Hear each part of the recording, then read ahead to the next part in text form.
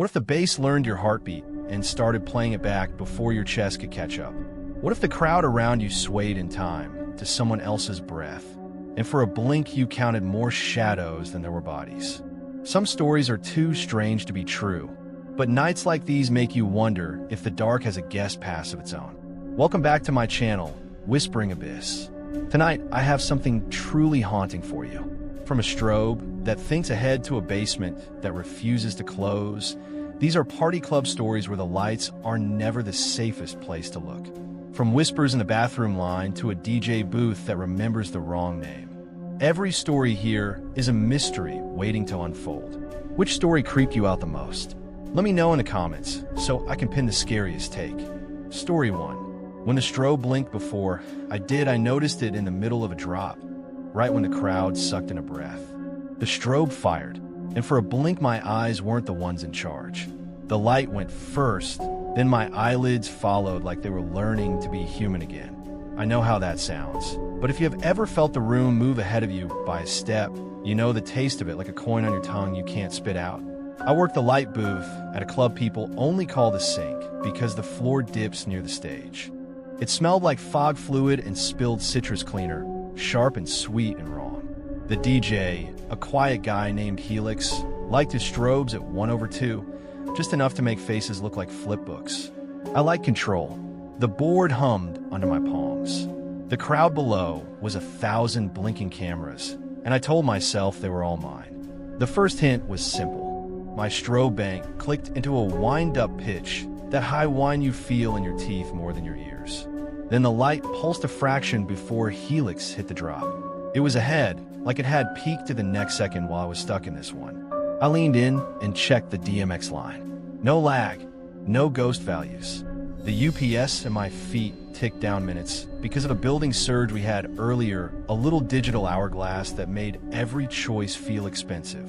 People think a club is chaos. It is not. It is a ballet of cables and time codes and small lies. I keep the lies running. So when the exit above the back corridor flickered S then T then a then Y between green letters, I wrote it off as heat. When a security guy waved a wristband at me with a timestamp of 1:37 and I saw the same stamp on a girl at the bar, I told myself we just reused ink. When a citrus bite climbed into my nose right before the strobes went early again, I slid the cue fader and pretended I didn't see the crowd stutter. The disturbance arrived with a phone. A boy in a baseball cap filmed the drop and waved at the booth like he knew me. His flash popped and the strobe fired, but the video on his screen looked like it hiccuped. One frame vanished. On the very next pulse, there were too many shoulders in the shot, like a shadow had tried to be a person and almost got it right. He frowned, zoomed, then laughed because that is what people do when they can't solve a moment. I couldn't laugh. My teeth were humming with the capacitor whine. I took my own phone and filmed the test. Flash on, strobe at quarter, crowd a gray sea. On playback, a single frame was gone. It jumped from me to me, but with a different tilt of my head in between, like I had agreed to something. I smelled citrus again. I looked down at my wristband. The ink said 1:37 in small block numbers, even though it was just past midnight. My skin felt cold under it, like the band had been in a fridge. 3 beats of escalation cut the night into parts one wish I could glue back. First, Helix lifted his headphones and mouthed, "It's drifting," and I saw his downbeat arrive late while the lights arrived early. The crowd began to move to a time that wasn't happening yet. A girl near the stage touched her chest like she had forgotten the order of inhale and exhale. I reduced the strobe to 1/8 notes. It still jumped by itself. The UPS read 28 minutes. The high whine scratched the back of my eyes. The exit said S, then T, then A, then a smear. Second, the hallway camera feed on my auxiliary monitor showed the back corridor empty. Then full, then empty. That kind of glitch usually means a packet drop, except the floor scuffs change between frames, as if someone had dragged a crate in a space that didn't have time to show it. The citrus smell came in strong and clean, like a janitor had wiped the table right under my face. I looked for a mop bucket and saw one leaning against the wall below. No one was near it. The bristles were dry. The smell stayed. Third, Helix leaned into the booth. He never leaves the decks mid-set. He said his track clock was counting down wrong. The same second repeated twice. He tapped his wristband. The ink on his said 1:37:2. He touched me, nah. Cold again. He asked if I had ever gotten a pre-flash off a deadline. I said no. He said, then what is flashing ahead of me? I watched his mouth form the word me, and the strobe fired once like a blink from a face behind glass. Isolation wrapped the booth as if the club had turned inward. My radio died to static. The bartender's light blinked for service, then froze on. The security guy who always checked in at the hour mark did not appear. When I called downstairs to kill the haze to thin the air, nobody answered, so the fog built up and made everyone's eyelashes bead with moisture. The UPS ticked down to 16 minutes after a second search. The building was going to auto-reset at 2, which meant the room might plunge into dark while 900 people were on the wrong second. I paid a price to buy time. I killed the backline pars to save power and set the strobes to manual. The crowd booed like the world had lost a limb. A woman by the stage leaned over the pit rail and asked me through cupped hands if the mirror was supposed to be off. There's no mirror there. For a hard beat, the fog shifted like a person turning sideways to fit through a doorway. I thought, we should clear the room. I thought I'll be fired. My hands remembered to keep the show running while the rest of me tried to decide who I was willing to lose. Revelation came sideways, wrapped in a lie that nearly worked. One of the barbacks came up with a mop and said the citrus smell was just him cleaning. He had a wristband that read 1:37. He stared past me like he was trying to remember how eyes focus. He told me the exit was broken and he would fix it. He reached for the panel with the steady certainty of routine. I believe him because I wanted to. Then he tried to pull the cover off a conduit that wasn't where his hand was. He missed by a foot and kept smiling. The red herring snapped when I checked the external camera feed I had looping to my phone, the one out on the alley. No alcohol, no strobes, no music. The pre-flash still happened. The camera lost a single frame, and the alley lights seemed to jump ahead, like a blink from a face out there. No one was drunk in the alley, but the same wrong second lived there too. The barback's eyes reset. He said, I have to get to the stage. He walked not toward the stage, but toward the exit that kept trying to spell stay. Stage was waiting behind the letters. Point of no return was not brave. It was desperate. The UPS said 9 minutes. The breaker would reset at 2, and Helix was reaching for a track he could ride for 6 without a drop in case I killed the lights. I looked down at the crowd at the boy in the cap who was still filming. He zoomed and laughed again. On his screen, the missing frame returned with a shape between shoulders, a long head, a hint of fingers that did not match the hands around it.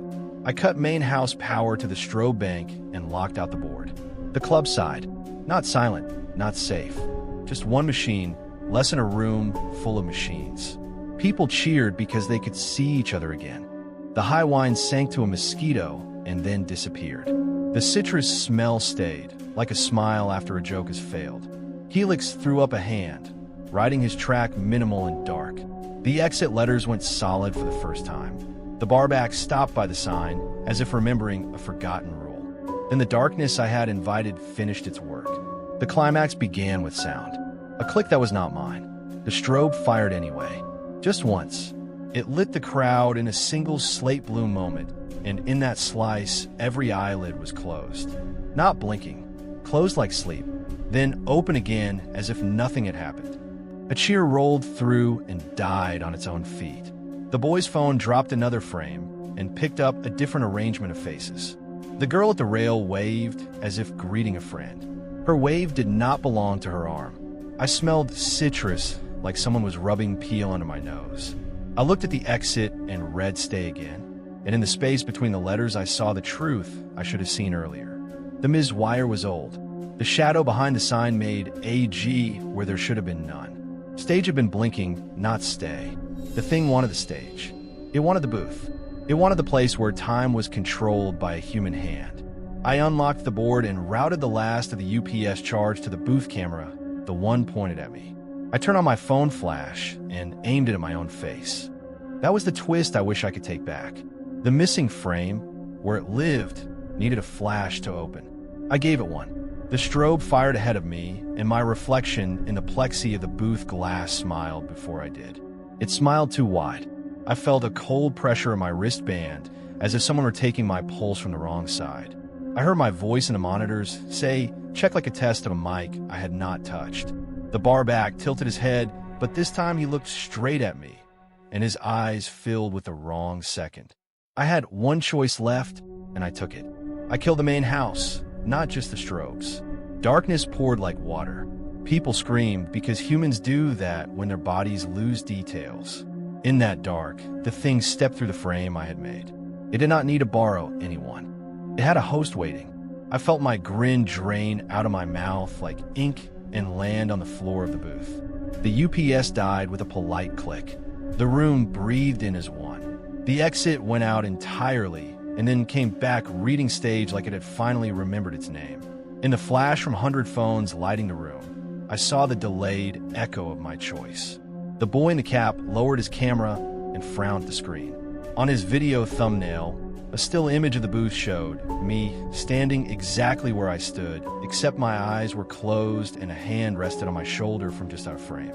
It was my hand. The citrus smell eased, like the room had been wiped down for closing.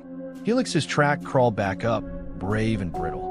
People laughed that relief laugh that happens when the story feels over. Fallout never gives you what you want. Security finally found their radio and told me the back corridor had been clear the whole time. The barback said he never came upstairs. The mop never moved. We comped shots and let the crowd finish their night, as if we had planned the whole thing. No one asked why the wristbands all read 1:37 now, even at 3 in the morning. No one asked why the boy deleted his clip and then flinched as if it had reappeared in his phone by itself. We are good at letting the wrong seconds pass. When I got home, I backed up my footage to the computer because I believed in rules as a shield. The video showed me aiming my flash at the plexi and the strobe replying with that one slate blue pulse. Then nothing missed. No dropped frame. No extra shoulders. I was in every second like a patient in a bed. I paused at the last frame of the clip, in the reflection behind me. The exit spelled stage in perfect green, and in the 4-letter glow, a faint hand rested on my shoulder. I felt cold on my wrist, as if a band had just been cinched. I can feel it as I tell you this. My eyes want to blink, and the blink wants to go before I do. If your screen hiccuped while you listened, if your room felt 1 second ahead of you, that is not my editing. That is the frame taking a breath. If you smell citrus right now, do not look for a mop. Look at your reflection. Count how many shoulders you see. Count again.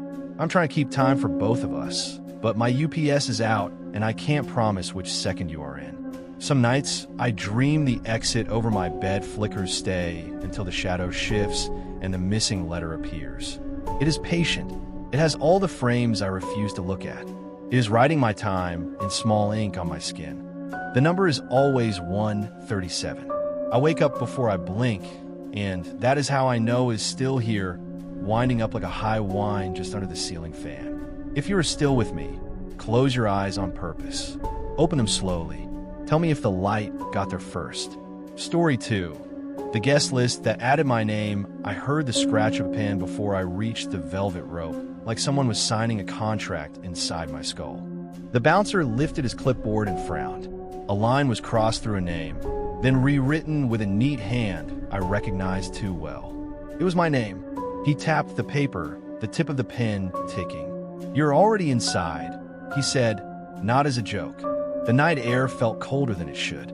I told him I'd just arrived, that my Uber receipt still glowed on my phone, but the pen kept writing like it had its own lungs. I was not there to party. I was there to make sure a promoter spelled my agency right on the flyer. One steady retainer, and I could stop living off midnight side gigs and polite lies. I wore the wristband they snapped on me like it was proof I belonged, but the laminate felt cold enough to bite. If you have ever needed a night to go right, you know the stakes I'm in your teeth. Reputation, rent, and whatever is left of your pride line up beside you like nervous friends waiting to be picked. Inside, the music thumped at a kind volume. I like bass that sounds like a heart you could borrow. The entrance hostess glanced at my ID and then looked to the left of my face like I had split. She beamed. "Back again already?" she asked, stamping my hand with a smiley face that did not stick. The ink blurred as if it was shy. I laughed to be polite and moved past the rope. The pen scratched behind me. I smelled lemon cleaner near the door, even though no one had a mop. It cut through the fog like someone had peeled a fruit and left. A guy in a silver jacket raised a glass. "There you are," he called. "Thought you ghosted." I had never seen him. He told me we had met at the bar 30 minutes ago, and I had promised him a guest spot on a future list. He even knew my handle. When I said he had the wrong person, he got that I do not have time for games look people wear when they think you're lying. He touched my shoulder like a friend, greeting a friend, and flinched. "Cold," he said. "You okay?" I was not sure which answer would keep me safe. I found a high table to regroup. Under the stool, a drink token weighted like a coin on a grave. It had my initials etched by a sharp point, not stamped by the bar. I never etch anything. The laminate felt damp and cold, like it had been somewhere without heat. On the far wall, a digital clock above the bar read 12:11 in red. The bouncer at the door had told a line of guests that the list resets at 2:30 a.m. No exceptions. After that, no names could be removed. It was house policy. The red numbers blinked like a slow threat. Upstairs, the VIP room sat behind glass with a view of the DJ. No one was inside yet, but the mirrors were fogged from the inside. I watched my breath rise in front of my face and stop before the glass. The fog on the other side curled as if a hand was drawing a question mark. I rubbed a circle with my sleeve and only smeared my side. The other side kept its secrets. The pin sound was softer up here, like it had taken shoes off to creep. I told myself fog machines do strange things, and I nodded like that was faith. First escalation came at the bar. In the mirror behind the bottles, I saw my jawline at a different angle. I turned to catch the joke, but the person I expected to glimpse slid out of the crowd too quickly, as if I had been edited. The bartender handed me a water with lime. "Good call," he said. "You asked for it earlier and forgot." He set a second drink beside it, the twin of the first, and pushed both toward me like he was being kind. The double condensation rings bled across the wood like a quiet argument I had lost. Second escalation hit when I tried to square up my tab. The POS showed my name twice, 2 transactions second apart. The card had not left my wallet. The staffer grinned as if to say we all make mistakes. He called the floor manager, who brought the bouncer, who brought the clipboard. My name had been written, crossed out, then written again in an identical hand that was not mine. The manager scanned my ID, but he looked past me to the woman behind me, as if reading her face with my data. "You already came in," he said softly, confused at his own certainty. Third escalation was proof I had not asked to see. A girl with glitter on her lids slid into the banquette and showed me her phone. "You were sweet before," she said, like she had been waiting to say it. On her screen, a selfie from the bathroom line. I stood behind her shoulder, familiar and not. The angle of the mouth was mine. The eyes were too patient. The mirror in the photo was fogged behind us, even though every face in the line was clear. She laughed at how suspicious I looked. I did not know how to look less suspicious. "Do not drink too fast," she added, thoughtful. "Last time you said the shots were getting to you." It was meant to be gentle. It landed as a red herring I wanted to be true. People get mistaken in clubs. Names smear, faces blur. If you have ever searched for your friend in a strobe, you know how easily the brain bargains with itself. I tried that bargain. I let the bass smooth the edges of the room and told myself I was overtired, that the promoter could wait 10 minutes, that the wristband felt cold because the AC vent was pointed right at me. Isolation is a funny word for a crowded room, but you will know it when it comes. My phone dropped to 10% and then blacked out like it had been unplugged from the idea of electricity. The promoter did not answer my earlier text. The friend I had begged to show up and vouch for me had a typing bubble that never became words. When I waved down the manager to ask about the duplicate POS entries, he said I should talk to the list keeper at the door. The list keeper smiled with his mouth. His eyes were counting down to something I could not see. At the rope, the pen sat in a small leather loop, point down. The list keeper had tidy hair and a creased shirt as if the club were a courtroom. He flipped the page and showed me my name written twice in the same tilt and pressure. I do not write that neatly on paper. He clicked the pen and handed it to me. "You can cross out the error," he said. The scratching noise in my head rose like a locked insect. I dragged a line through the second entry. The ink was stubborn and wet, like it had just been written. The crossed line trembled and settled. For a second, I felt relief. Then the list keeper tapped the top entry. The crossed-out one was clean now. Somehow the other had the line through it. The page glistened as if a thin layer of breath had lain across it. "This happens sometimes," he said. "Which one is you?" His tone made it worse, like he truly needed help to tell. The bouncer leaned close enough for me to smell citrus on his uniform. "Maybe someone gave your name," he offered. "Maybe a friend." His radio hissed. "Upstairs glass is fogging again," a voice said, like the weather had moved indoors. They let me watch the cameras in the office because they were worried I would make noise at the wrong moment. The night manager scrubbed through footage with one finger, making tiny circles on the trackpad. The hallway cam showed a figure with my height, my clothes, moving toward VIP. Every time he reached a mirror, the lens softened. The image was clean until he slid along the glass. Then the frame went faint as if the camera had gotten shy. Someone said, "Turn on the infrared," and someone else said, "It is already on." The figure kept touching his wristband like he was checking a pulse. I could have left. I could have walked away, counted the loss as superstition, come back another night to beg my case with jokes and a spreadsheet of engagement. The clock over the bar flipped to 1:40, less than an hour before the list froze. If the duplicate stayed, a permanent note would live in their system that I had entered twice and left. Clients talk. Doors remember. I needed it cleared tonight. If you are still with me, you understand that sometimes the trap is shaped like professionalism. I told them to open VIP for a check. The list keeper said, "If both of you are here, we can remove one." "I'm not both," I said. He said that was good to hear. He said it in a way that made the sentence feel like a test. The bouncer unlatched the VIP rope. The glass door whispered against its seal. The fog inside breathed without lungs. Mirrors sweat when the air is wrong. This was a different kind of wrong. The fog traced a line down the glass like a pen scratching a letter. I stepped in. The cold hit my wristband first, like a polite hand taking mine. The door closed behind me harder than it should have. The latch kissed metal. The list keeper's pen clicked once. The music outside softened to a ghost of bass. In here you could hear the thin sounds clubs try to hide. The scratch of tape on cables. The soft ping of a warm bulb deciding to cool. And that pen, always the pen, as if someone were taking notes on my heartbeat. Across the room, the long mirror behind the couch sipped at the fog like it was trying not to show its thirst. I did not scare easy. I am good at acting like I belong. So I sat on the couch like a client and waited for service. The service arrived as my face, only early. He stepped out of the mirror like someone backing through a beaded curtain. Not a horror movie lunch. A social entrance, practiced and soft. Same jacket, same haircut, same scratch on the thumbnail from a key. If you have ever seen yourself on a screen and thought I seemed tired, then someone told you look fine, that double moment. He smiled like he was telling me a secret I had already guessed.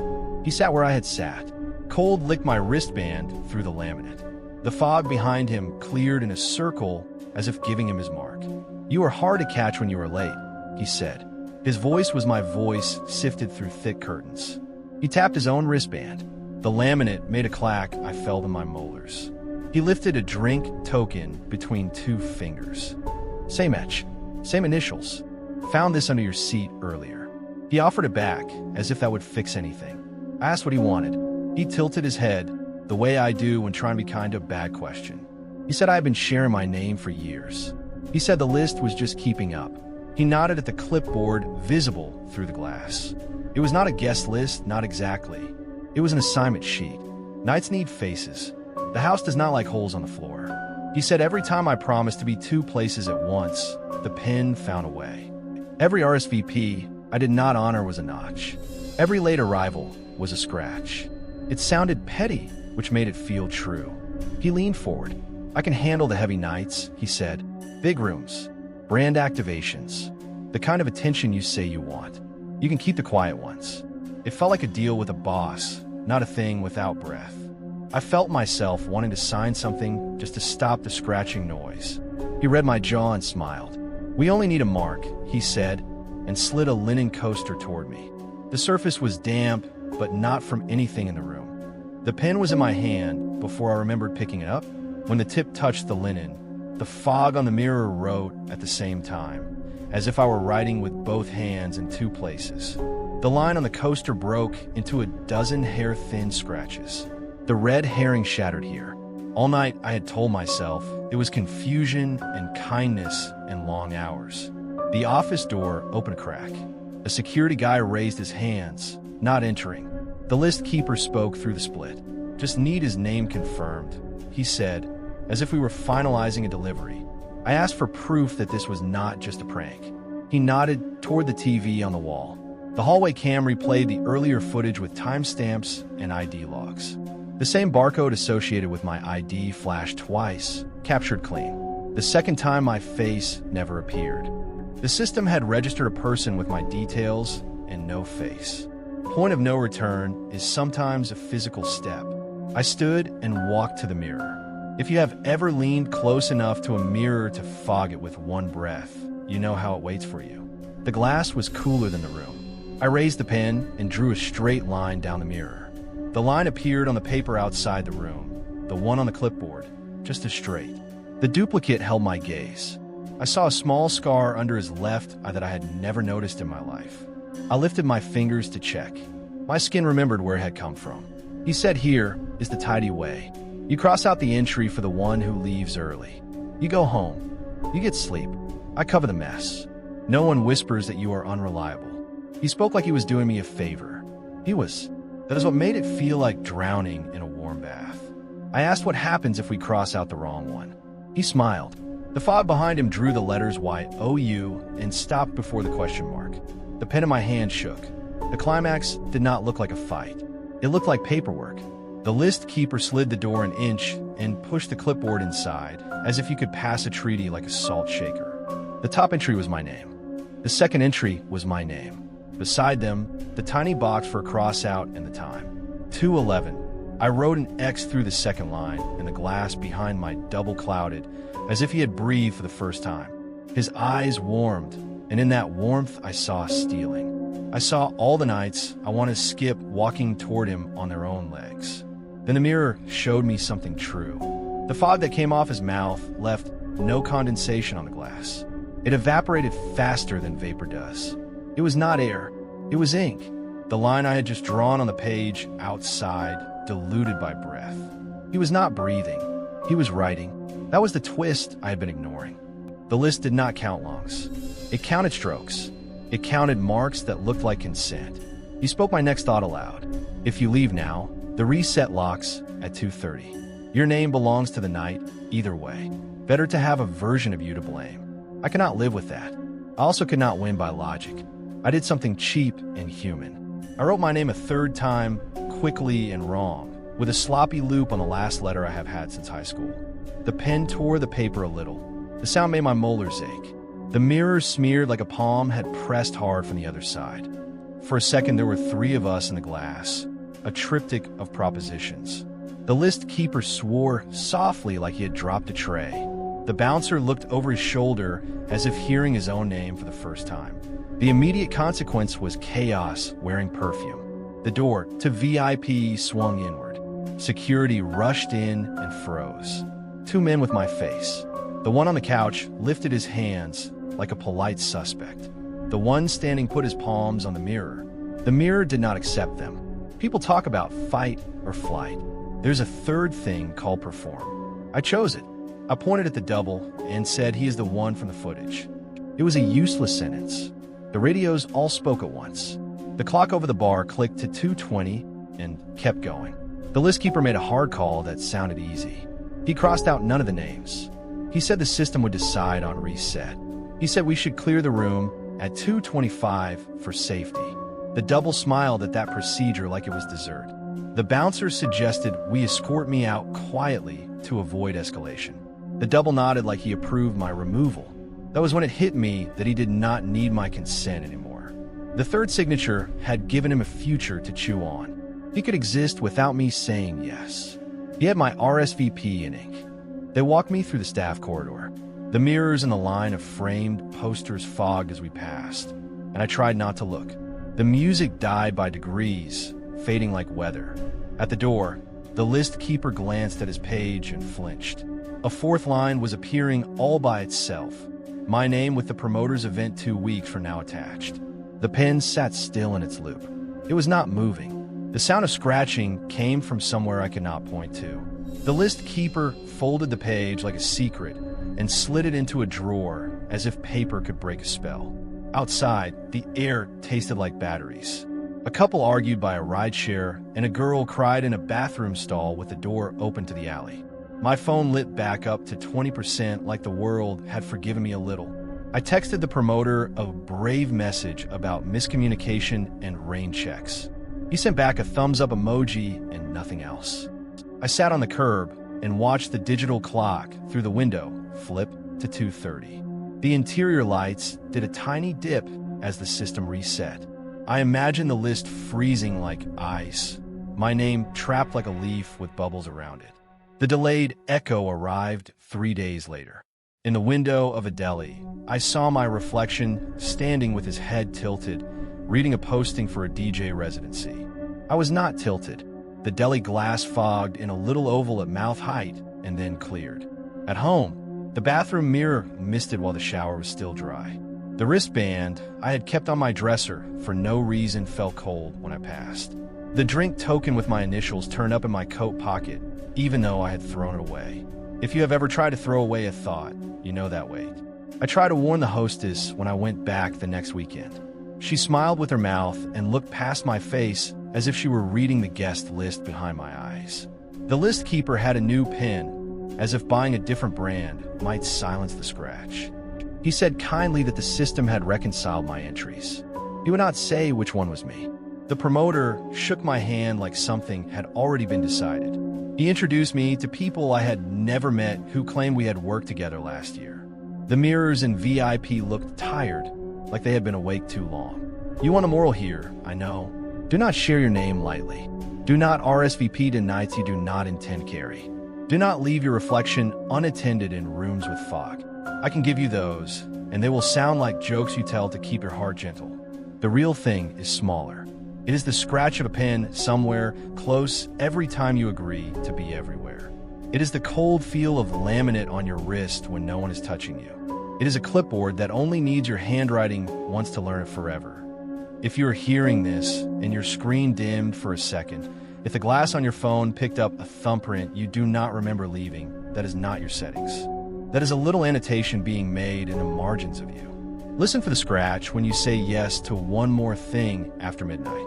Watch the mirror when the room is empty and the glass fogs without breath.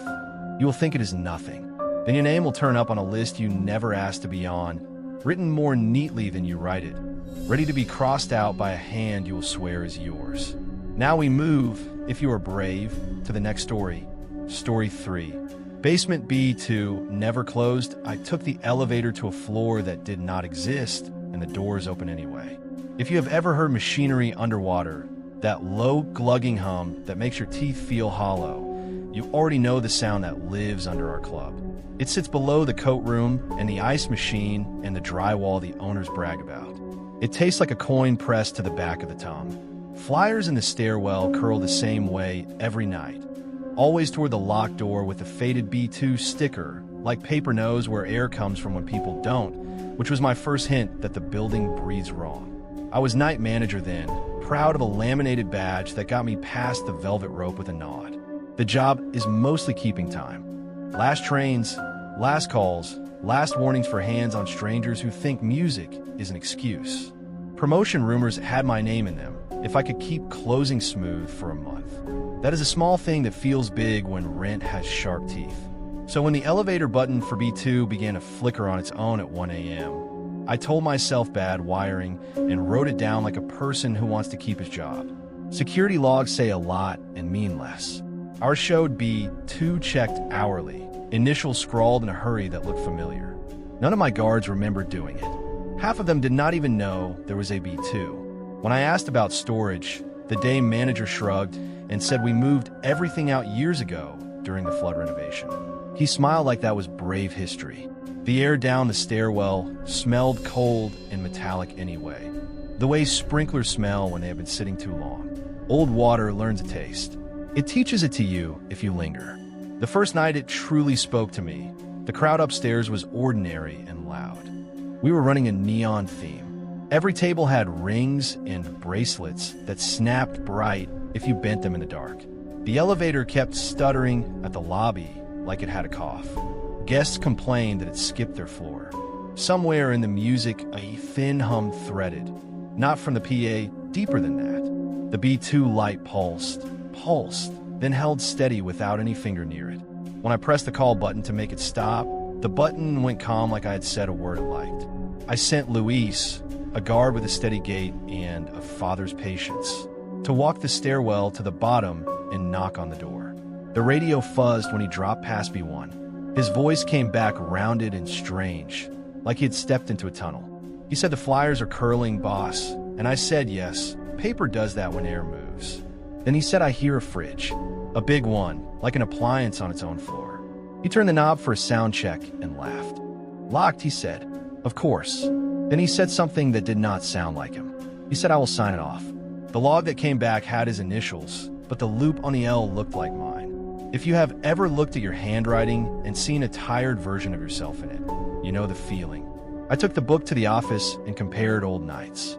B2 had check marks going back weeks at the top of every hour, initials that smudged the same way whenever the ink drooped. The camera in the stairwell showed nobody at the times in question. The clock over the bar ticked 1:59 to 2 o'clock, and the elevator lights chased down like a breath going out. On nights like that, excuses become a kind of prayer. Renovation crew, I told myself. Subcontractors cutting corners, storing paint and plywood where they shouldn't. Easy, human answers you can yell about on Monday morning. I pulled the blueprint tube from the office shelf because paper is supposed to beat superstition. The plan was crisp and labeled. Basement B2 had a thick black X through every room. Decommissioned, someone had stamped a decade ago. The generator down, there was circled with a note. Do not reconnect. The ink on that note had bled like someone had written it in a thunderstorm. At the top of the hour, the elevator misbehaved again. It arrived without a call, doors parting like a polite host. The sensor beeped like the floor was level and the cables were good. Inside, the panel showed L through 4 and then B1. The B2 button had no label, just a circle of light where plastic should have been. I reached in and the hair on my arm lifted as if the air was charged. The hum rose the way a refrigerator hums when it remembers to live. I know how this sounds. I would not have believed me either until the door slid and shut without me. You can tell yourself you are in control and still know what trap feels like. The car shivered, not like a fall but like a decision. It pressed the air out of my ears and delivered me to a stop that registered on no panel. When the doors opened, my radio died to a whisper and my phone went stupid and warm. The corridor ahead was lit by fixtures with glass bellies dusty from another decade. The concrete floor wore thin shine where feet had once walked circles. The hum came from left and from below, like two notes that should not harmonize and did. The elevator doors try to close on me like a hand that loves you, but is tired. I stuck my foot out like a door-to-door liar. The sensor had a sense of humor. It reopened by inches, then closed again as if bargaining. I wedged a roll of gaffer tape in the sill, because on some nights tape is the difference between sane and sorry. The panel inside the car showed a small red 00 where floor numbers belong. My watch said 204. I counted in my head the way you do when you want to know you are still in a body. The hum did not count with me. The first room on the left had chairs stacked to the ceiling, the kind with silver frames that leave black flakes on your fingers. Paper tags hung from their toes with dates and barcodes. The dates were 11 years wrong. Dust lay everywhere except on the tags, which moved as if someone breathed on them. The smell of metal lived in the air like breath with a job. Above, a sprinkler head wept one slow bead of brown water. It fell and hit the same shoulder of the top chair every time, mark on mark on mark, like a person signing their name until they liked it. The second room had a table with a punch clock and time cards in a metal rack. The top card was mine. I do not mean it was similar. I mean my name, full and spelled with a straight back G my mother taught me, was on the white. The card had a red stamp that read closed. The date on the line was tonight. The time was in the future by 5 minutes. I touched the stamp because touching the wrong thing is part of being a person. It was cold. I pulled my hand back like it had bitten. The metallic taste climbed my throat like a small wave. Every building has a heart it hides. I sat behind a door that used to be red. The paint had aged to the color of a bruise. A sign said generator. Another said do not connect. The handle was taped with a warning I did not like to read because every letter looked like a stop sign. The hum behind it walked on skeleton feet. I pushed in and the temperature stepped down like a respectful usher. The generator sat like a low animal with a single green light where I should be. A pipe near the ceiling ticked softly, a slow metronome marking a beat that was not the day's. I spoke on the radio to tell Luis I had found the source, and the radio coughed noise back at me like a smoker who wants to be polite. The elevator behind me clacked and then went silent. I checked the gaffer tape wedge. It had fallen forward onto the car's floor, as if a toe had nudged it aside. The doors had closed. I walked the last steps to the generator because I could not make them unwalk, and I put my hand near the green light. The air trembled. It felt like standing at a cliff where the wind goes up instead of sideways. A cheap thought visited me then. If I killed the generator, the elevator would reset. Breakers listened to silence. I could kill the hum and the magic together and walk back upstairs with a story that had a human shape. Lose a little power now to keep a lot of power later. The control switch had a plastic cover that lifted like a helmet visor. I popped it up. The switch wore a safety tag from a company I had never heard of. The date on it was the month I got hired. The signature beneath was messy. The loop on the last letter looked like mine again. Before I pulled anything, I looked for proof that the obvious answer did not betray me.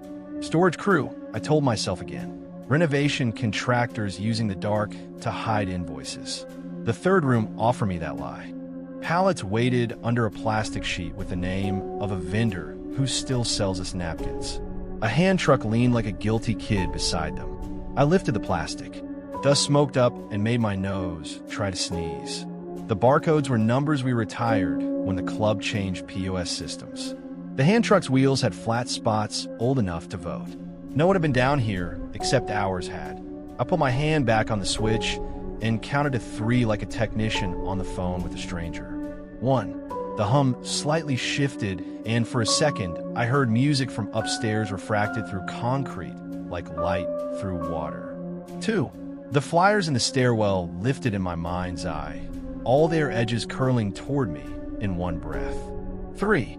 I flipped the switch. The green light died, and the hum should have died with it. It did not. The room kept singing, low and patient, as if the generator had taught the walls a song and walked away.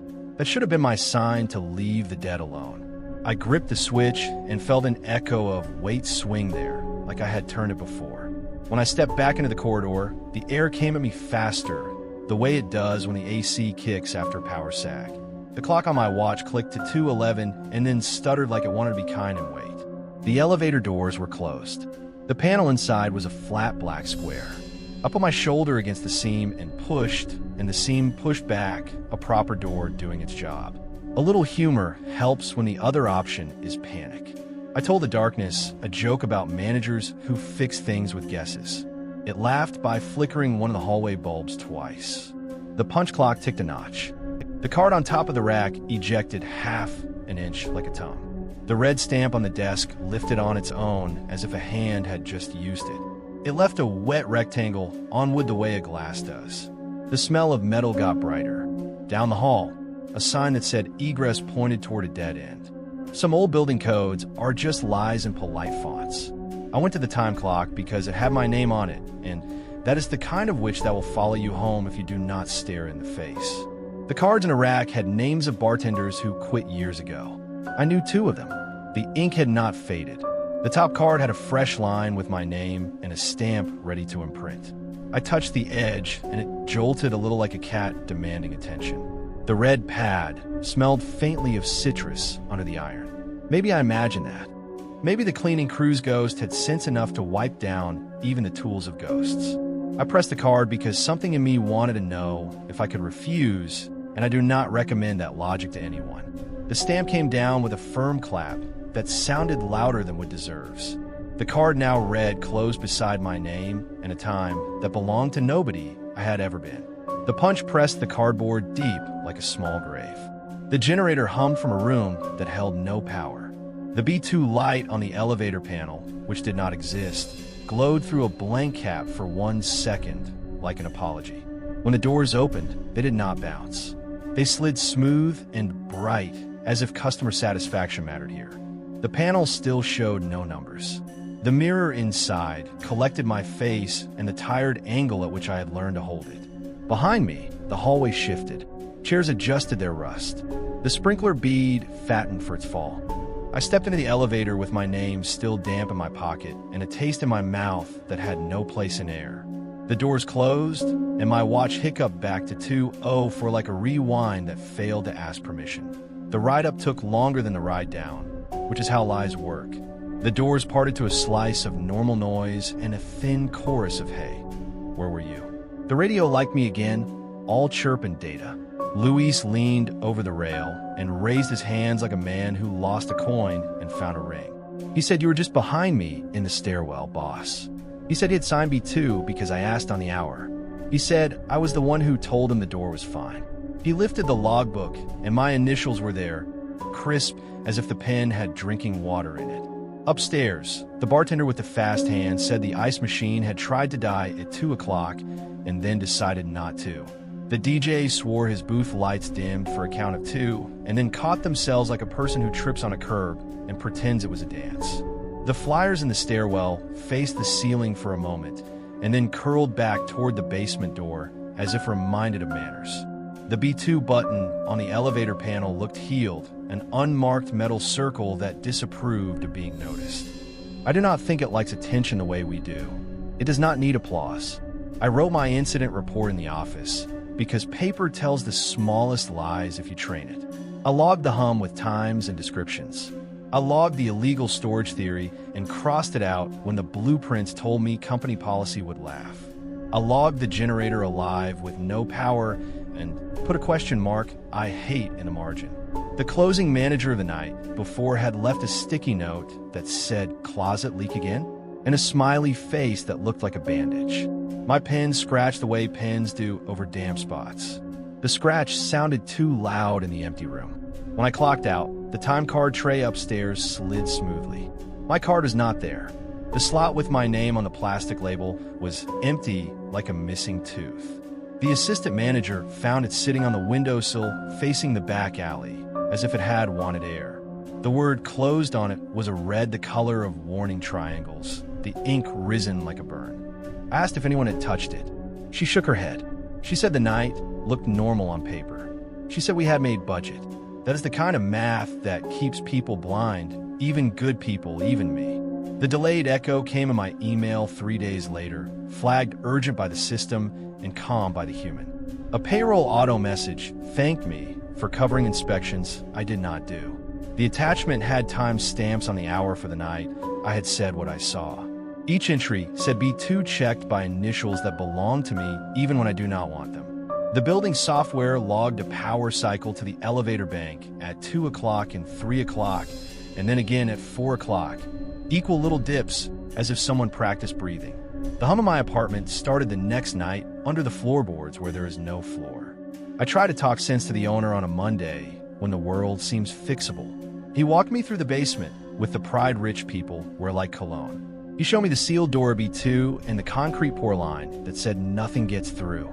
We stood on it and bounced like idiots. He said the generator is dead and the pipe dry. He said the blueprints are right because blueprints never lie. He invited me to look. I looked. The pipe still wept a bead that only I could see, which is a worse loneliness than silence. If you want an ending that closes all doors, you do not want real nights. I still work there because courage comes in the size of groceries sometimes.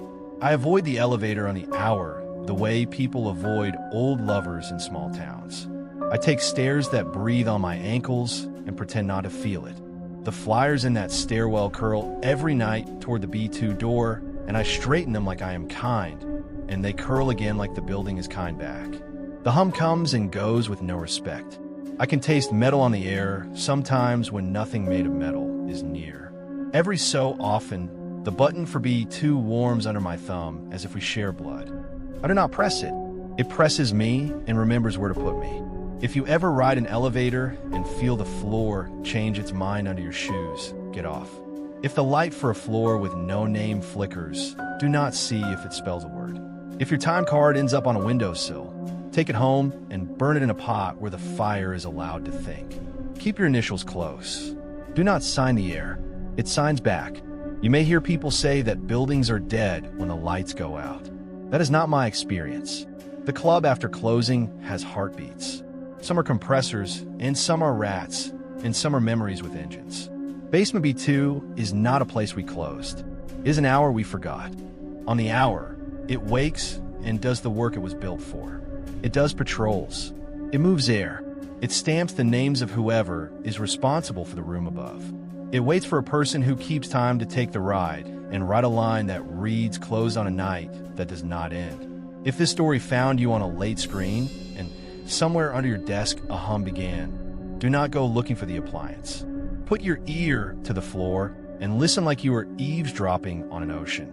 If a flyer on your wall curls without a draft, pinch it flat and see if your fingers come away tasting iron. If the elevator in your building pauses between floors and the panel shows nothing while your stomach says now, consider the fact that some basements are hours instead of rooms. Consider that you have never really left the one that feeds your nights. I still have the car that says closed. I keep it in a drawer that is not locked because locks are a kind of dare. Once, when I could not sleep, I took it out and held it. The red ink felt cold, even though ink is not supposed to feel like anything. When I laid it on my chest and stared at the ceiling, my apartment hummed in two notes that did not harmonize and did not stop. If I listened long enough, the notes begin to sound like a small roll of gaffer tape being pushed by a toe, inch by inch, toward a door that wants to close. Do you want me to take you downstairs again? Or shall we go back up and start the next one? Story 4. Cloakroom Ticket, $9.99 ticket, $9.99, slid back on a counter all by itself. I swear it did. I set it to the side of the till with the other odd numbers, and it shivered against the laminate, then rode a draft like a paper boat until it rested by the bell. Face up, $9.99 glared at me like 3 small eyes. If you have ever worked a closing shift, you know when the room wants something. The hangers behind me clinked twice with no hands on them, a shy little wind chime. The draft that touched my wrist smelled like rain-soaked wool, and I was still dry. I ran Cloakroom because I am good at names and better at patience. Rent presses hard, and tips are the kind of math that keeps a person kind. My manager said if we closed clean for a month, I could move to guest services. My partner said if I got a day's schedule, we could actually see the same rooms in daylight. That is my stakes ladder, in case you are keeping score. Reputation, relationship, rent. Not a horror movie, just Tuesday, except for the stub that would not stay put, and the hooks that counted one too many shadows when I dared to count. The rumor is old as the club. If the last unclaimed ticket isn't resolved by 3 a.m., the cloakroom keeps something of its own choosing. It is nonsense you tell new hires to make them double-check pockets, except the ledger has 3 nights where the last page reads abandoned, and then a single line drawn down the margin like a seam ripper. Those nights have names no one recognizes as guests. Woolworth, Mac, Trench, not first and last names. Fabric and Weather. I laughed when I first saw them. I did not laugh when $9.99 slid back again and landed perfect. Seats planted themselves fast. The stub kept returning to the bell with that quiet slide, face up like a card trick. The coat hooks along the back bar cast 11 shadows when only 10 hooks were mounted. The window I cracked for air exhaled a draft that smelled of wet wool and old closets, even though it had not rained. The ledger upstairs showed the same name signed out 3 times in a slanted, knotted hand. Trench. Trench. Trench. We had no Trench on our guest list. We had a Trevor and a Talia who could not find their scarf. I chalked it up to clerk error because hope is cheap. At 1:20 a.m., the first beat hit. The line was polite and angry in equal measure, like a storm in business casual.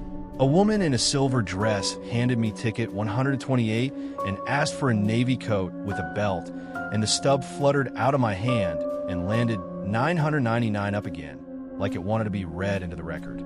The hangers clinked 1-2 as if counting. I slid 999 under the register drawer, and the receipt paper tittered like a trapped bird. The draft sighed against my neck. I told myself I was tired, and I smiled hard enough to crack. At 1:45, beat 2, the red herring sprouted legs and walked. The assistant manager ducked in, took one look at 999, and said we must have a duplicate in the roll. Happens all the time.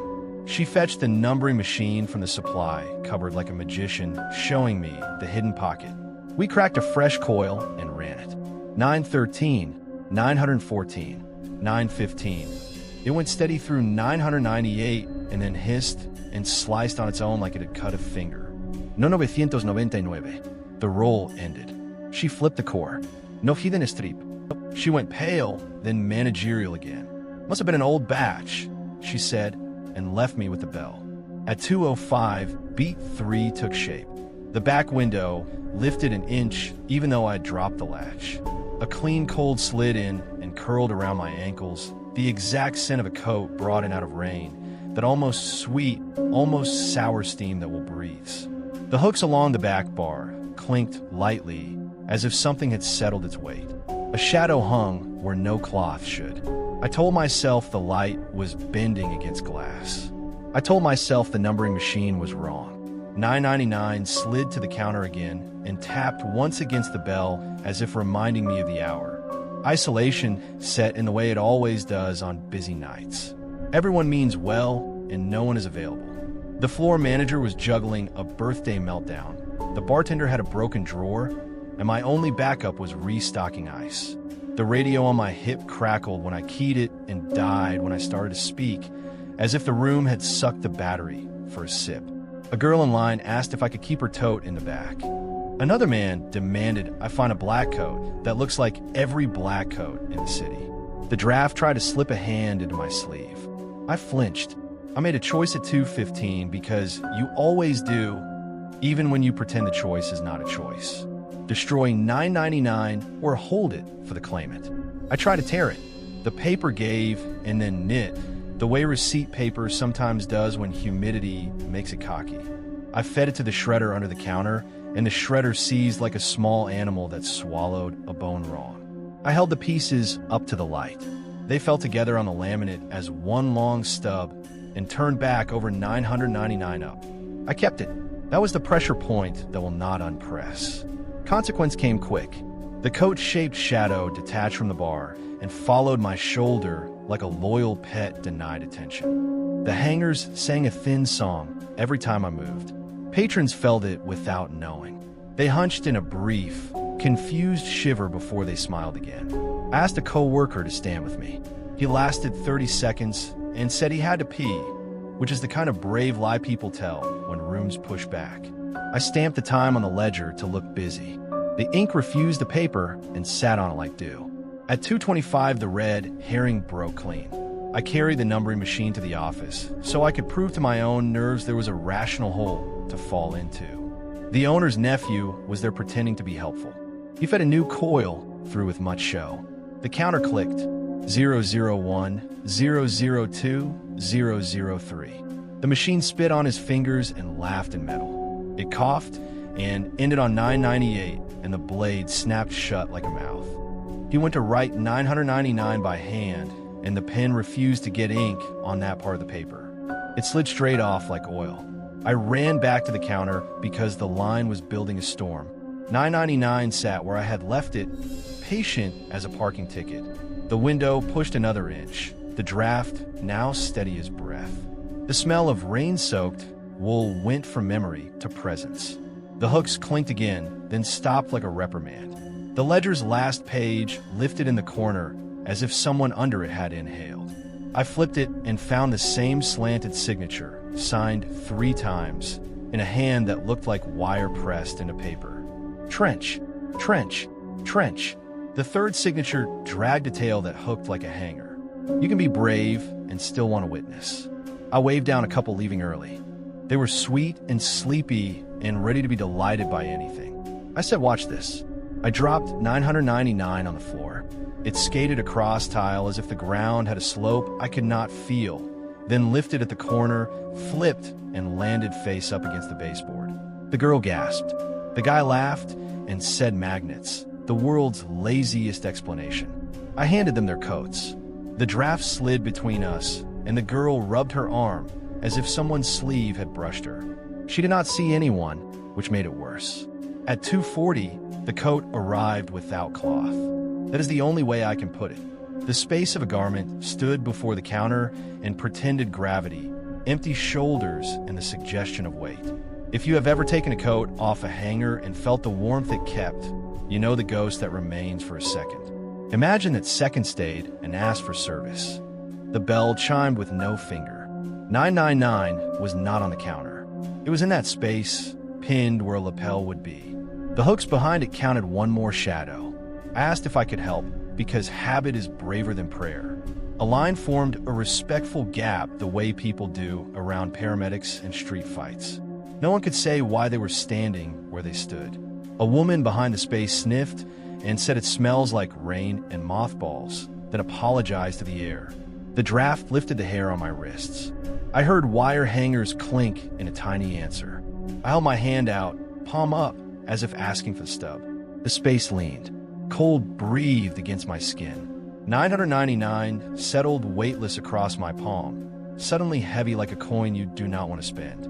The ledger page behind me fluttered. The misdirection I had been feeding myself died there. No clerk error, no bad batch. I opened the ledger because I needed a name before my hand stopped being mine. The line for 240 had a signature already written. Not a person's name, not Trevor or Talia, or any sound with a heartbeat.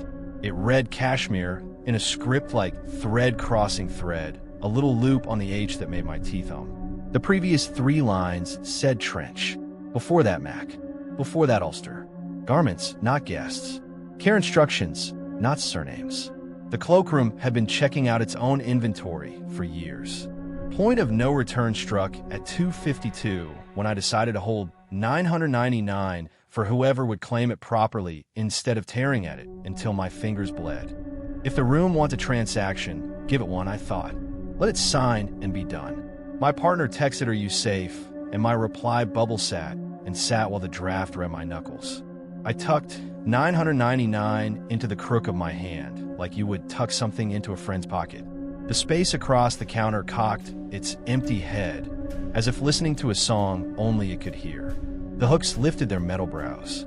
The climax came in chimes and paper. At 2:57, the bell rang once for attention, twice for patience, a third time for last call. The space pressed forward until the counter bowed. Hangers clattered a fast, fine rain, and the smell of wet wool deepened into that animal note you smell in coats that have lived. The ledger flipped on its own to the last page, and the stamp that marks abandoned lifted with an old habit and hovered, red and ready. The window gave up and swung open, letting the night in like a shoulder into a hug. 2:58 glowed on my phone like a dare. I placed 999 on the counter flat, face up, and said, "Claim it then." The space leaned so near the bell that the brass sang without being struck. The stub rose, and for a moment I thought a hand had it. There was weight and care. The slip hovered over the ledger. The pen rolled, stopped, and then skittered like a spooked animal. The signature wrote itself in that wire and thread hand. Kashmir, with a flourish that hooked around into a small loop like a button. The stamp came down before I could stop it, but it did not land on abandoned. It landed on received, a stamp we almost never use. 2:59 ticked like a heartbeat. The space did what all satisfied guests do. It turned slightly, testing its new warmth. Except its warmth was me. The cold that had hung in a neat coach shape stepped across the counter without cloth and settled on my shoulders with a weight that did not weigh. I felt pressure where a collar would sit. I felt a tug where a sleeve might find my wrist. I smelled rain, so close I thought I was about to step outside. The hangers sang a soft, like an audience after a good trick. 3 o'clock changed on the LED, and the window shut by itself like a stage cut. The room breathed out. People clapped, because some jokes work even when you do not explain them. The line thinned as if a cue had been given. My partner texted again with a heart, and I typed "I'm okay," without quite knowing if that was the word. The ledger waited, polite and unread, with that wire handwriting drying on the page. I lifted my shoulders to shake off whatever had tried me on, and the pressure stayed. I looked down. No cold, no weight. Just that sense you get when someone stands too close behind you in an elevator, except it was my own back. Fallout does not announce itself. It sticks to you like lint. For the next hour, whenever I moved along the bar, a slight sway followed as if a hem were checking its swing. When I reached for hats, the air around my wrist resisted like a cuff. Guests took their things and left and thanked me with the vague smile people give when they do not understand why they feel looked after. The hooks counted 1 extra shadow until the last guest coat was gone. Then they were 10 again. I locked the ledger and turned the sign to closed and tried not to listen for paper sliding. The delayed echo found me 2 nights later. A friend at another club sent me a photo of their cloakroom log. Unclaimed item 999, it said in neat print, and beside it my name as the person who had checked it. I had never touched their ledger. The timestamp matched the minute I'd stepped into my hallway at home and smelled wet, well, even though the heat was on and everything I own is cotton or cheap. I texted back an apology I did not owe and a lie I did. Must be a glitch. The hangers in my closet ticked together like teeth in a draft. I tried to cheat it with normal life. I hung my own jacket in my hallway and counted the shadows. 1, 2, 3, 4, 5, 6, 7, 8, 9, 10, 11. 10 hooks, 11 shadows. The extra moved when I turned, a half second late like a friend who reads the room and follows. At the club, 999 appears now and then like a stray dog that knows its bowl. I place it on the counter face down. It flips. I drop it. It slides and settles face up against the bell. I crack the window for air and the draft comes like a soft yes. You might think the answer is fire or tearing or salt. We tried the smart things. The assistant manager burned a roll end in the alley, and 999 floated out whole from the smoke and landed by her shoe like a credit card. We salted the threshold for fun and stuck to it with our boots while the stub sailed over in its neat arc and rested where it wanted. A tech from upstairs waved a magnet and smirked and then stopped smirking when it stuck to the bell, not the stub. The numbering machine still ends at 998 and laughs and cuts. If you're listening late and your coat is on a chair back, check the hook count and tell me if the math smiles at you with 1 extra. If your window is closed and a draft smelling faintly of rain breathes past your wrist, remember to be polite. Say "I see you." Offer the stub if you have it. Face up 999 like 3 small eyes. If it slides back to you, do not tear it. You cannot tear someone else's presence. That is the twist no one tells you. The last unclaimed item of night is not cloth. It is warmth looking for a body. I still want the promotion. I still want daylight that matches someone I love. I also wear an invisible coat that fits better on cold nights than it should. On the way home, the streetlight reflections in shop windows show a collar that my neck does not fill. The hangers in the cloakroom clink nicely when there is nothing on them, like coins congratulating each other. The stub sleeps in the ledger like a bookmark that keeps turning up at the same page, except I feel it in my pockets sometimes when I do not have pockets. I pat my side anyway, to be sure. Closing at 3 is quieter now. We line up the hangers in a tidy row and count them without counting the extra. The window latch learned manners. It stays shut until the draft asks. The rumor has new words. If 999 isn't resolved, the room will keep something. If it is resolved, the room will keep someone warmer. I think that someone is me for a while. When my partner hugs me in the hallway and laughs that I smell like rain, I pretend that is romance, not residue. The ledger whispers when I pass. Paper stubs flutter. The number lands face up, brave and small. If you ever find a stub by your bell that reads 999, do not blame the clerk or the batch or the machine. The error is older and kinder. It is a room that remembers how it felt to hold strangers' warmth and wants to continue.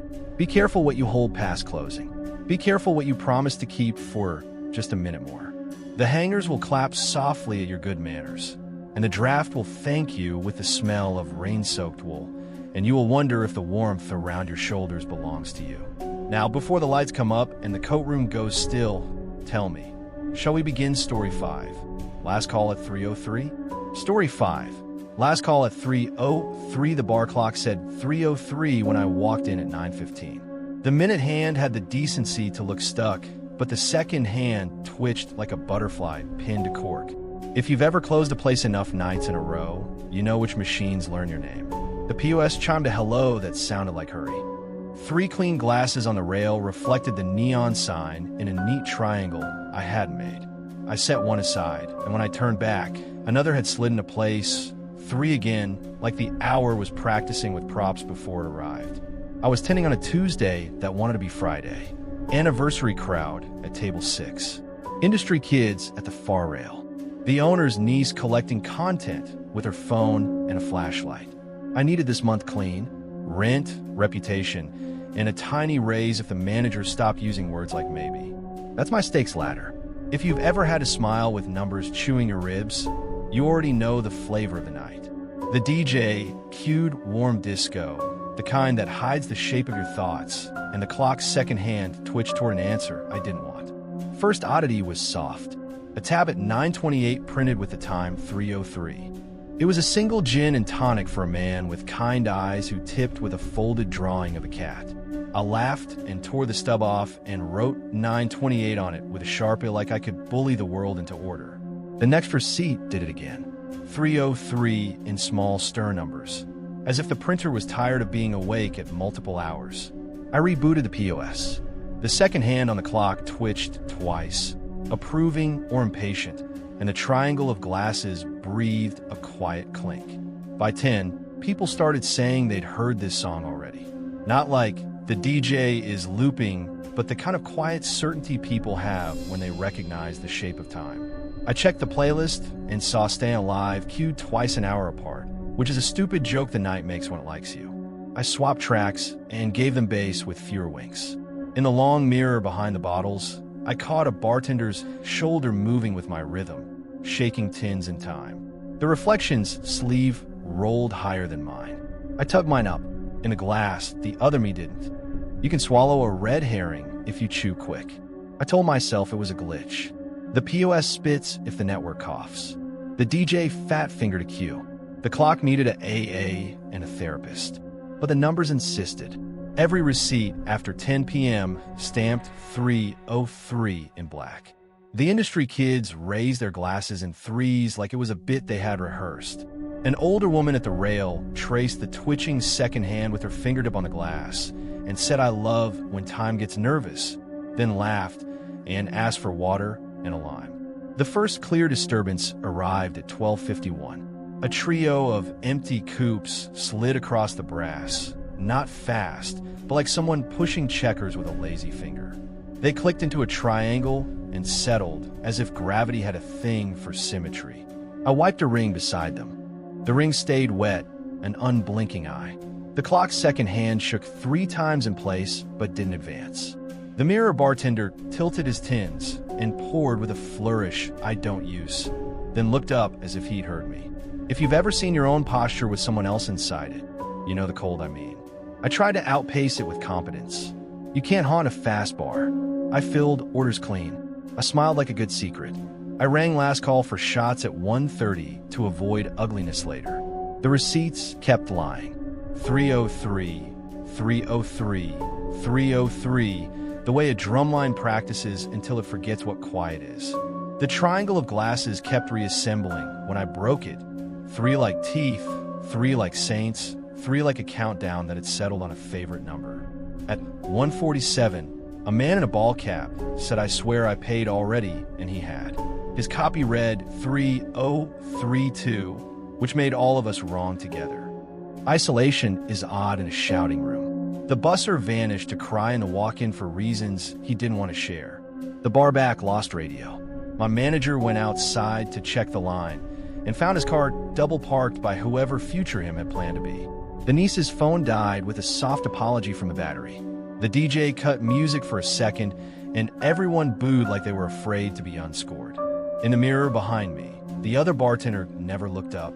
He wiped the rail with small exact circles and lined up 3-shot glasses and nodded at a customer I hadn't seen. I locked eyes with a woman at 2 stools down who was counting under her breath. Not cash, seconds. She held up 3 fingers, then 2, then 1, then 3 again with a helpless shrug, as if her body wanted to help me, set a metronome we both could bear. The clock said 2:49. The second hand twitched and rested. Last call would be soon. The ritual that turns music back into the room it's in. We have rules. No pours after 2. No exceptions. The triangle of empties clicked once more, like someone clearing their throat before a vow. At 2:50, I made the choice that taught the loop my name. A man who'd waited for a cab an hour asked for 1 more beer for the walk to his lobby. Kind eyes. Cat drawing in his wallet. I shouldn't, but the hour felt like a test I could cheat. I popped the cap and slid it across. The receipt printed 303 with a calm that felt like hand on shoulder. Immediate result. The room sighed in relief. A collective, don't be a cop. Thank you. Delayed echo. The glasses on the rail arranged themselves without me. 3, 3, 3, marching like small, loyal soldiers toward the mirror. At 2:54, a group toasted to the 3rd time's the charm, without meaning to be cute. Someone at the end called my name, past, and then present, as if trying both doors. In the mirror, the other bartender lifted a bell for last call and rang it once, twice. Then his wrist hung, waiting. My bell sat silent on our side, but my hand tingled like I had hit it. The second hand on the bar clock trembled so hard the entire face seemed to vibrate. It wanted to be somewhere it already was. The POS spit a tape of blank receipts, all with 303. The first loop reset came quiet. 2:59 on my phone. The room took a breath like a swimmer tucking under a wave. The clock's second hand twitched one last time and then slid forward 1 step and stopped again on the next hash, as if moving had hurt. The door's hydraulic side. The DJ lifted 1 finger like a promise and dropped Stay Alive by instinct or design. I reached for the bell. In the mirror, the other me beat me to it and rang 3 times while my hand hovered. The hour snapped not like thunder, like a seatbelt. The air shivered. The beer I'd poured for the lobby walker fizzed back to fresh, a cold that fogged the glass as if my hand hadn't held it. The receipt printer coughed a stub with 303. The triangle of glasses on the rail nudged into position from a configuration I did not remember making. 3 people at the rail laughed at the same joke with the same timing, looking down at the same fizz. I knew I had poured this night. The knowledge had the nausea of deja vu you can't swallow. If you have ever felt a stare that wasn't there, you know the small, mean drop in your blood. I tested it by being petty. I swapped the lemon wedges to lime. I moved the bar mat an inch left. In the mirror, the other bartender did not follow me. He left lemons where they'd been, a stubborn twin, and when someone asked for water, he poured vodka neat, and the reflection of that woman nodded like she'd wanted liquor all along. On our side, she took water, thanked me, and said bless you under the song like she meant it. The loop wasn't perfect. It was close. Close is worse. Close means there is room for you to fall into. At 3:01, the man with the kind eyes stood again with his empty and said 1 more for the road. The rule is no. The look in his face was the particular beg of someone whose house is dark too often. My bell hand shook. Pouring soothed the panic in me that the second hand was feeding. I popped the cap like a metronome, and the printer loved me for it, and printed 303 with a purr. The mirror bartender swept 3 coasters into a triangle and set 3 different drinks at the same time for 3 people whose mouths matched like triplets you notice late. At 3:02, the dread loop showed me its teeth. People leaned into the bar at the same new slant they had leaned before. The DJ scratched his ear on the beat, the exact way he had scratched it last time. A woman tapped her ring finger on wood 3 times, then laughed because she doesn't tap, she never taps, and she looked at me for permission not to. The clock's second hand jerked toward the 12. In the mirror, the other me lifted the bell. My wrist bone ached as if his metal was mine. The bar felt like a stage that had learned its lines without us. The choice pressure became physics. Refuse and risk a dirty reset with glass and voices breaking. Pour and smooth it. Stay the trusted shepherd of a loop that wants a bartender to keep the heartbeat of 303 sweet. I have told you I need this job. I also like being believed when I say we're closed. Both are true, which ruin stories. I poured 3 waters in a row to buy clean seconds. The empties clinked into a triangle around them. The printer spit 303 for each like a threat with manners. The mirror bartender smiled a tired smile that looked exactly like mine from 6 months ago. Revelation came sideways in the glass. I noticed his sleeves again, rolled 2 turns. Mine were rolled 1. In the next reset, I rolled mine twice before the hour. In the mirror, he did not. He stayed a version behind. That was proof I wanted. He wasn't predicting. He was lag. A bartender-shaped echo stuck serving forever a night that hadn't chosen him kindly. The red herring of POS and playlist died. This wasn't tech. This was an hour rehearsing a comfortable ending, dragging any version of me that softened into it. The twist waiting in the mirror was cheap and honest. If I kept smoothing, I would become the one behind the glass. Point of no return is not a charge. It's a refusal. At 3:02 in a breath, when my arm knew where the bell was and my mouth knew how to say last call with a smile, I did nothing. I moved the triangle of empties into a crooked 4, a diamond with a chip. I slid 1 glass off the rail and set it mouth down, wrong side up, a trick for fruit flies, but also for fate. I took the bell and hit it 4 times, ugly rhythm, head high. Ding, ding, ding, ding. People laughed because they needed to. The mirror bartender rang 3 and waited, confused at my rudeness. The clock hit 3:03 like a wet match. It didn't move. The second hand twitched, then stopped as if hooked. The printer stuttered and printed 3:04, then squealed like a small animal and jammed. The lights dimmed and returned as if the building didn't like the taste of that number.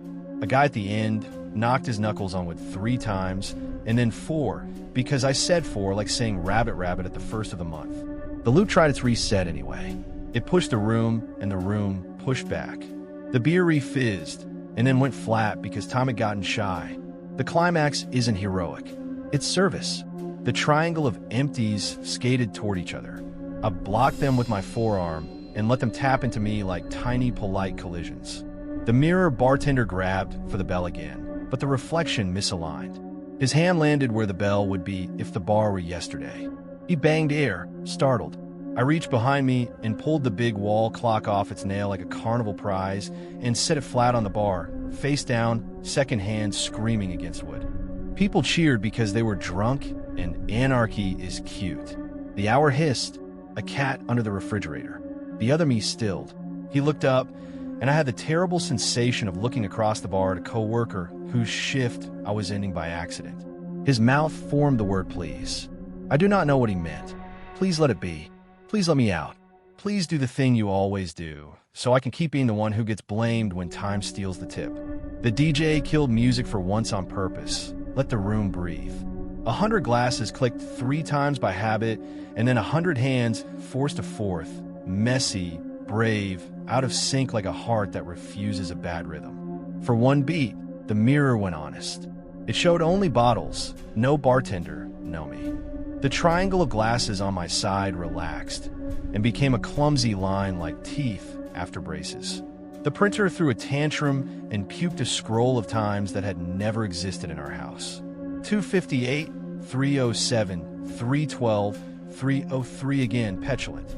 I tore it off and fed it to the trash like confetti. The wall clock hummed on the oak, second hand pinned. The minute hand thought briefly about moving and decided to remember instead. You could feel the loop searching for its groove, like a DJ with a new record and no cue point. Fallout took the shape of people wanting what they always want. I poured waters like absolution. I comped 2 Ubers. I gave the kind-eyed man a ginger ale with a look that said be good or be gone. He smiled as if I'd saved him from a version of himself. The triangle never fully reassembled. It kept trying, half-hearted, like muscle memory fading in a healing arm. The mirror occasionally flickered a sleeve that wasn't mine, and then remembered itself, and showed only neon breathing in glass. The receipt printer sulked, then printed 305 with a grudging whine, as if it had been told to grow up. We close with the sound that makes me feel most human. Hush clinks, chairs on tables, floor shampooer far away. I hung the clock back on its nail, and the second hand settled like a bird finding a branch it had since fledged. The minute hand sat at 3:03 because that is the costume it likes to wear. My manager came in from his car and said, "Calm night, huh?" The niece plugged her phone into a wall near the ice machine and said she got nothing good, which means she was spared. The DJ patted the booth twice and said, "See you," and I heard across a year. I wish the story ended on a clean number. Instead, the delayed echo keeps tiny time. 3 days later, at a coffee shop, the clock by the bathroom twitched its second hand and froze at 3:03 while I stood in line, even though it was noon. The barista stacked 3 cups, and when I moved one, another slid over to complete the triangle. At home, my microwave flashed 3:03 after a power blip, and the glass of water on my bedside table drew a neat ring that touched 2 other old rings, 3 small moons making a secret tide. You will say that is how eyes work when they're tired. You will be right and safe until you aren't. Sometimes, at that hollow minute after last call, when front doors snick and the floor crew laughs, just to prove they can, the mirror shows a smudge where a shoulder would be. I polish it hard and see only bottles. I am grateful, and I am guilty. I broke the loop by being rude to a number, and a version of me lost his shift behind glass. Maybe he was never me, only the shape the hour wears when it needs a hand to ring a bell. Maybe he is stuck doing the thing I refuse to do until someone else pretends 3 is holy. If you're listening with a drink in front of you, do me a favor. Break your triangle. Set 1 glass mouth down. Count to 4 even if the song wants 3. When a clock twitches at 3:03, tell it we are making a new beat. If your receipt prints an hour that isn't yours, write your own time on it and keep it in your wallet until the paper softens and turns to lint. And if you ever see a bartender in the mirror who lifts the bell before you hear on your side, leave a tip anyway. Someone is paying for the hour, and not always with money. Tonight the clock over my bed twitched to 3:03 in the dark and stayed. I lay still and listened to the quiet clink of a glass on my kitchen counter, the soft slide of it in a place beside 2 others I did not know I'd left. I got up and stood in the doorway and did not turn on the light. The 3rd glass nudged, then stopped as if it knew I was there. I tapped my knuckle 4 times on the doorframe. The sound felt wrong and brave. Somewhere in the mirror over my sink, something unlearned a habit and rested.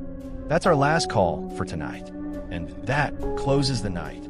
5 stories, 5 hours you might never see the same way again. If the lights in your room feel a little too steady, or if the clock on your wall just twitched, maybe don't check it just yet. Sometimes stories stay on the page. Sometimes they follow you into your own hours. Thank you for staying with me here in the whispering abyss. If any of these tales left you uneasy, or if you've ever had your own strange night in a bar, a club, or a basement, leave a comment. I read them all, and more than once, your story becomes the seed for the next night's whisper. If you want more, you know the way. Subscribe, keep the bell close, and join me again. Because the dark doesn't end at closing time. It just waits for someone to tell it. Until next time, stay safe, keep the lights on, and maybe count the glasses on your counter before you go to sleep.